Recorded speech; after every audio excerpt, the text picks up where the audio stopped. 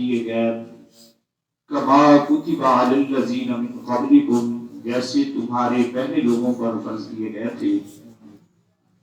روزہ اللہ رب العزت کا وہ انمول تحفہ ہے۔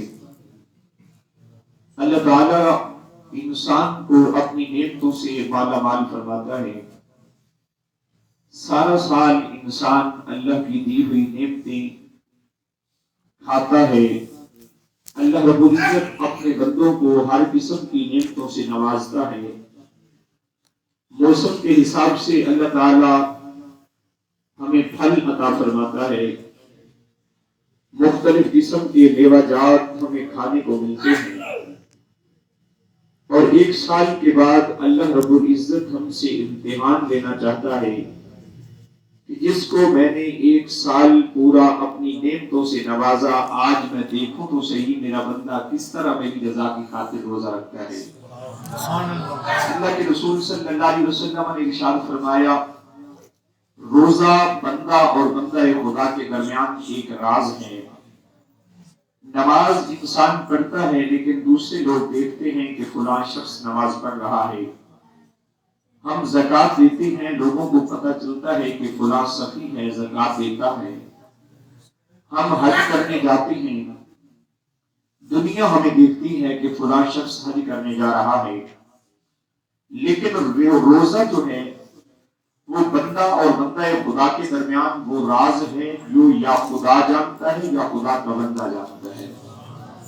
کسی شخص کو مثال کے طور پہ اگر روزہ نہیں ہے، وہ شخص بندوں کو کہتا ہے کہ میرا روزہ ہے، اب خدا جانتا ہے کہ اس کا روزہ ہے یا نہیں، تو پتہ چلا کہ روزہ بندہ اور بندہ خدا کے درمیان ایک راز ہے، اور اس راز کا اجر کیا ہے؟ اللہ کے پیارے رسول صلی اللہ علیہ وسلم نے ارشاد فرمایا، کریم رب نے فرمایا کہ الصوم لی وانا اجزی بہ، روزہ میرے لیے ہے اور میں خود اس کی جزا دیتا ہوں۔ اب جزا اللہ کس طرح دیتا ہے؟ نوجوانوں بڑی توجہ کے ساتھ حدیث مبارکہ سماعت کرنی ہے۔ قیامت کا دن ہوگا، ایک شخص جو ہے جس کو فرشتے اللہ رب العزت اسے جنت کی بشارت دے گا کہ فلاں شخص جو ہے اس کو جنت میں بھیجا جائے۔ اب وہ جنت میں جانے لگے گا تو دنیا میں اس نے لوگوں کا قرض دینا ہوگا، لیکن وہ قرض ادا کیے بغیر دنیا سے چلا جائے گا۔ ایک شخص آ کر میدان محشر کے اندر اس کا گریباں پکڑے گا اور کہے گا کہ میرا قرض لوٹاؤ۔ اسے لے کر دربار خدا میں آئے گا کہ میرے والد کس نے میرا قرض دینا ہے، میں اس سے اپنا قرض وصول کرنا چاہتا ہوں۔ تو میرا کریم رب فرمائے گا کہ میرے بندے اس کا قرض ادا کر۔ کہے گا مالک میدان محشر میں اسے کیا دوں؟ تو میرا کریم رب فرمائے گا کہ اس کی نمازوں کو دیکھو اور اس کی نمازیں جو ہیں وہ جس کا اس نے قرض دینا ہے اس کی نمازیں اس کو دے دو، حتیٰ کہ اس کی نمازیں اس قرض دینے والے کو دے دی جائے گی۔ پھر ایک اور شخص آئے گا، اس کو کہے گا کہ مالک میں نے بھی اس سے قرض لینا ہے۔ میرا کریم رب فرمائے گا کہ اس کے نامہ اعمال میں حج دیکھو، حج دیکھا جائے گا، اگر اس کے نامہ اعمال میں حج ہوگا تو وہ اس کو دے دیا جائے گا۔ پھر ایک اور شخص آئے گا، اللہ فرمائے گا اس کا قرض بھی ادا کرو، مالک اس کے پاس تو کچھ نہیں، اللہ فرمائے گا کہ دیکھو کہ اس کے نامہ اعمال میں زکوٰۃ ہے، زکوٰۃ بھی دے دی جائے گی۔ پھر ایک اور شخص آئے گا، کہے گا مالک اس نے میرا بھی قرض دینا ہے، میرا کریم رب فرمائے گا کہ اس کے نامہ اعمال میں نوافل دیکھو، وہ نوافل بھی دے دیے جائیں گے، حتیٰ کہ ہر عمل جو ہے وہ دے دیا جائے گا۔ ابھی قرض لینے والے باقی ہوں گے، تو نبی کریم علیہ الصلوۃ والتسلیم نے ارشاد فرمایا کہ وہ قرض لینے والے اللہ کی بارگاہ میں عرض کریں گے مالک ہم نے بھی اس سے قرض لینا تھا۔ کریم رب فرمائے گا کہ دیکھو اس کے نامہ اعمال میں کوئی نیکی ہے، فرشتے عرض کریں گے مالک اور تو کچھ نہیں، لیکن اس کے نامہ اعمال میں ابھی روزے باقی ہیں۔ تو جب روزوں کا ذکر آئے گا تو میرا کریم رب ارشاد فرمائے گا کہ اب روزوں کا اجر جو ہے وہ میں نے خود ادا کرنا ہے۔ الصوم لی وانا اجزی بہ، میں نے اپنے بندوں سے وعدہ کیا تھا کہ روزہ میرے لیے ہے اور میں خود اس کی جزا دیتا ہوں۔ اب رب فرمائے گا ان قرض لینے والوں کا قرض بھی میں خدا ادا کروں گا اور اسے جنت بھی میں ادا کروں گا۔ سبحان اللہ۔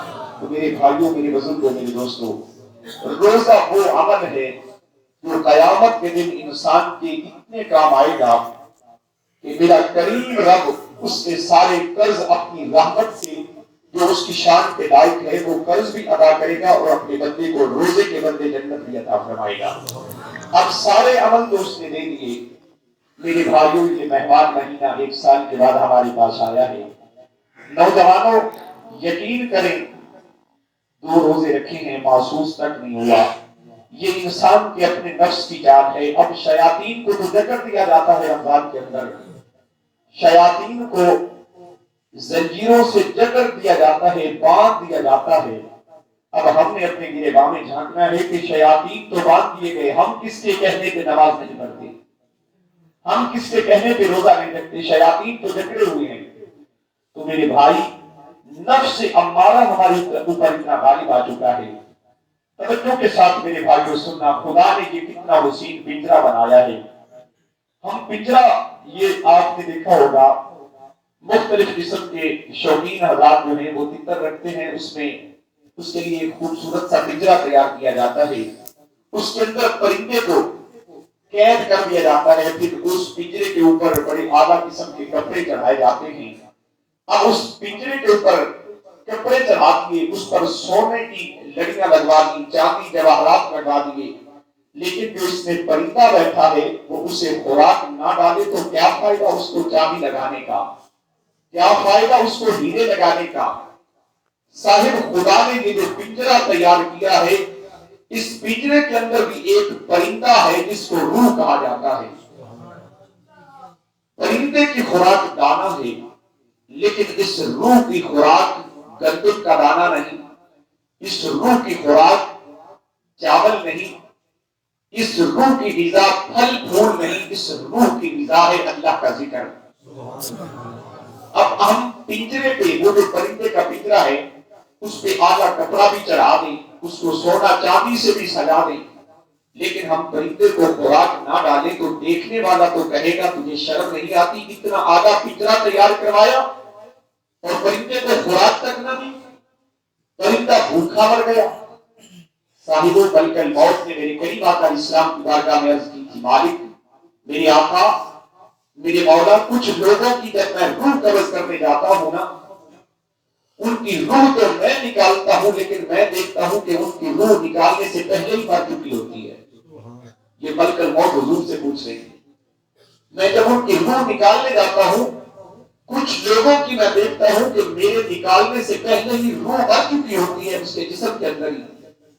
تو میرے آقا اسلام کی آنکھوں سے آنسو ٹپکے، میرے کریم آقا اسلام نے ارشاد فرمایا، ملک الموت جو روح کو خوراک نہیں دیتے ان کی روحیں مر جاتی ہیں جسم کے اندر۔ میرے بھائیوں، یہ چند سالوں کی زندگی ہے نوجوانوں۔ رمضان کا مہینہ ہمیں گناہوں سے یوں پاک کرواتا ہے جس طرح ماں بچے کو جنم دیتی ہے تو بچہ گناہوں سے پاک ہوتا ہے۔ اس ماہ مبارک کے اندر اگر ہم سچی توبہ کرنا چاہیں، اللہ معاف کرنے والا ہے۔ ہم نے جتنے بھی گناہ کیے ہیں، ہمارے گناہ پہاڑوں سے بھی زیادہ ہیں لیکن اللہ کی رحمت اس سے بھی زیادہ ہے۔ نا امیدی جو ہے وہ کفر ہے، اللہ کی رحمت سے نا امید کبھی نہیں ہونا۔ یہ کوئی نہ سوچے کہ میں نے زندگی میں اتنے گناہ کیے ہیں، اللہ مجھے کیسے معاف کرے گا، تو یہ انسان کی سوچ بڑی غلط ہے۔ میرا رب تو کہتا ہے اپنا ذرا ایک آنسو میری بارگاہ میں بہا تو صحیح، تم آ کر میری بارگاہ میں ایک بار جھک تو صحیح، تیرے ایک آنسو سے میں سارے تیرے گناہوں کو دھو ڈالوں گا۔ یہ رب کی رحمت ہے۔ تو میرے بھائیوں، یہ رحمتوں والا مہینہ ہمارے پاس سایہ بگڑ ہے، یہ رحمتوں والا مہینہ ہمارے پاس مہمان بن کر آیا ہے۔ یہ انسان کی نفس کی چال ہوتی ہے، مجھے بخار ہے آج میں روزہ نہیں رکھ سکتا، آج میرے سر میں درد ہے میں روزہ نہیں رکھ سکتا، میرا بلڈ پریشر کا مسئلہ ہے میں روزہ نہیں رکھ سکتا۔ صاحب میں بھی آپ کے سامنے بیٹھا ہوں، میرا بھی بلڈ پریشر کا مسئلہ ہے، لیکن خدا کی عزت کی قسم سارا سال بلڈ پریشر کی پریشانی رہتی ہے جاکہ، لیکن جب رمضان شریف کا مہینہ آتا ہے میری تو پریشانی ختم ہو جاتی ہے۔ انسان کے معدے کے مسائل، کوئی بندہ یہ غلط سوچ ہے کہ میرے معدے کا مسئلہ ہے میں روزہ نہیں رکھ سکتا، میرا دل کا مسئلہ ہے میں روزہ نہیں رکھ سکتا۔ ارے بھائی، روزہ تو بیماریوں کو مٹانے آتا ہے، آپ روزہ رکھ کر تو دیکھیں۔ آپ کے بیٹے ٹھیک ہو جائیں گے، آپ کی جسمانی جتنی بھی بیماریاں ہیں، جس طرح نبی پاک علیہ السلام نے ارشاد فرمایا کہ جس طرح مال کی زکات ہے اسی طرح بدن کی بھی زکات ہے۔ یا رسول اللہ وہ کیا ہے؟ فرمایا مال کی زکات آپ پیسوں سے ادا کرتے ہیں، لیکن اپنے جسم کی زکات روزے سے ادا کریں۔ جب تم جسم کی غذا کو جب تم زکات دو گے، میرے کریم رسول نے ارشاد فرمایا کہ تمہاری جتنی بھی باطنی بیماریاں ہیں اللہ روزے کی برکت سے ان کو دور فرما دے گا۔ اس کے لیے توکل ضروری ہے، اس کے لیے اللہ کی ذات پر بھروسہ ضروری ہے۔ اللہ کہتا ہے ایک آنسو میری بارگاہ میں بہا، میں رب سارے گناہوں کو دھو ڈالوں گا۔ یا ایھا الانسان ما غرک بربک الکریم، میری بارگاہ سے دور بھاگنے والے انسان آنا ذرا ایک بار میری بارگاہ میں سر جھکا کر تو دیکھ، میں تیرا خدا لگتا ہوں، میں تیرے سارے گناہوں کو معاف کر دوں گا۔ تو نوجوانوں وقت ہے، ماہ مبارک اللہ نے عطا کیا ہے، یہ توبہ کا مہینہ ہے۔ روزہ جہنم اور بندے کے درمیان ایک ڈھال ہے۔ جس طرح تلوار کو روکنے کے لیے ڈھال کی ضرورت ہوتی ہے، جب میدان جنگ میں انسان دشمن سے جہاد کرتا ہے تو تلوار کو روکنے کے لیے ایک ہاتھ میں تلوار ہوا کرتی ہے، ایک میں ڈھال۔ اللہ کے رسول نے فرمایا کہ جس طرح تلوار کے ساتھ ڈھال کا ہونا ضروری ہے، میرے کریم آقا علیہ السلام نے ارشاد فرمایا روزہ بھی ایک جہنم اور بندے کے درمیان ڈھال ہے۔ یہ جس طرح تلوار جو ہے، تلوار کا وار وہ ڈھال روک لیتی ہے، اسی طرح روزہ بھی انسان کو جہنم سے روک لیتا ہے۔ یہ روزہ انسان کو جہنم میں نہیں جانے دیتا۔ یہ جو گرمی ہم برداشت کرتے ہیں یہ ہمیں جہنم میں نہیں جلانے دے گی، ہم مصطفیٰ کے غلام ہیں، اللہ ہمیں اونچا درجہ عطا فرمائے گا۔ کل جمعہ خطبہ المبارک میں بھی میں عرض کر رہا تھا کہ اللہ روزہ دار کو قیامت کے دن جب لوگ اپنے پسینوں میں ڈوب رہے ہوں گے، ان کا پسینہ جو ہے وہ ان کے منہ میں پڑ رہا ہوگا، لیکن کچھ لوگوں کے لیے عرش کے سائے کے نیچے دسترخوان لگا ہوگا۔ پوچھا جائے گا یہ کون لوگ ہیں جن کے لیے دسترخوان لگایا گیا؟ تو جواب آئے گا یہ وہ مصطفیٰ کے غلام ہیں جو دنیا میں روزہ رکھا کرتے تھے۔ آج یہ جو دسترخوان لگا ہے اس کا میزبان پتہ کون ہے؟ اس کا میزبان خود خدا ہے اور مہمان مصطفیٰ کے غلام ہیں۔ یہ جو دسترخوان عرش کے سائے میں لگایا گیا، لوگ پسینوں میں غرق ہو رہے ہیں، لیکن مصطفیٰ کے غلاموں کے لیے دسترخوان لگا ہے۔ آج میزبان خدا بنا ہوا ہے اور مہمان مصطفیٰ کے غلام بنے ہوئے ہیں۔ میرے رب کہتا ہے میرے بندو، تم نے دنیا میں رہ کر بھوکے پیاسے تمہارے پاس کھانا بھی موجود تھا، لیکن تم نے نہ کھایا کہ ہم نے روزہ رکھا ہے، خدا کا ڈر ہے۔ کوئی بھی نہیں دیکھ رہا تھا، ایک بند کمرے کے اندر مصطفیٰ کا غلام بیٹھا ہے، اعلیٰ قسم کے کھانے موجود ہیں، اعلیٰ قسم کے پھل موجود ہیں، اعلیٰ قسم کے مشروبات موجود ہیں۔ اب انہیں ہاتھ نہیں لگاتا کہ میں نے روزہ رکھا ہے اور میرا خدا مجھے دیکھ رہا ہے۔ اس ادا کی وجہ سے اللہ قیامت کے دن دسترخوان لگا کر اپنے محبوب کے غلاموں کو بٹھائے گا، کہا تم نے اپنی ذات کو، اپنے نفس کو میری رضا کی خاطر روزہ رکھا، آج میں خدا کا حق بنتا ہے میزبانی میں کروں، مہمان تم بنو۔ میں نے موسیٰ کے ساتھ کلام کیا تھا تو 70,000 پردوں میں کیا تھا۔ موسیٰ کہتا رہا مالک میں تجھے دیکھنا چاہتا ہوں، لیکن میری ذات نے موسیٰ کو بار بار کہا تھا لن ترانی لن ترانی لن ترانی، تو مجھے نہیں دیکھ سکتا۔ جو پیغمبر بھی اللہ کو نہ دیکھ سکے، آج اللہ کہہ رہا ہے فرشتوں سارے پردے ہٹا دو، محمد کا غلام خدا ہوگا۔ اتنی فضیلت ہے روزے کی۔ موسیٰ کو حکم ہو رہا تھا، موسیٰ کو جواب مل رہا تھا کہ مجھے نہیں دیکھ سکتا، لیکن آج مصطفیٰ کے غلاموں کے لیے پردے ہٹائے جا رہے ہیں۔ اللہ کہے گا کہ میرے محبوب کے غلاموں کے درمیان اور خدا کے درمیان ایک پردہ بھی باقی نہ رہے، سب پردے ہٹا دو۔